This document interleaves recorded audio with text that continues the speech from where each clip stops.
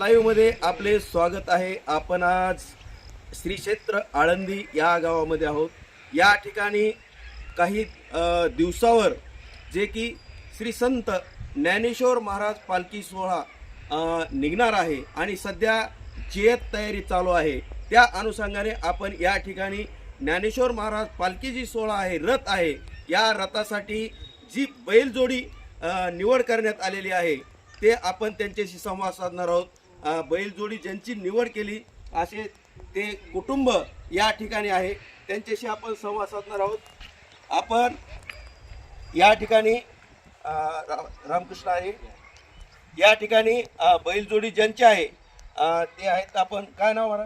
माझं नाव ऋषिकेश अर्जुन गुंडरे, बर रामराम देवाशी, पार्वती जिल्हा। बर, तर या ठिकाणी तुमची श्री संत ज्ञानेश्वर महाराज पालखी सोहळा या रथासाठी आपल्या बैलजोडीची निवड झालेली आहे। तर आपल्याला कशा पद्धतीने निवड झालेली आहे?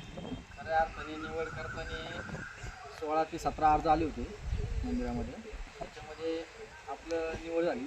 हा मान आम्हाला 20 ते 25 वर्षातनं आलेला आहे आमच्या कुटुंबामध्ये। बर, तर या ठिकाणी जी बैलजोडी आहे ही बैलजोडी ही तुम्ही कधीपासून तुम्ही म्हणजे ठेवलेली आहे?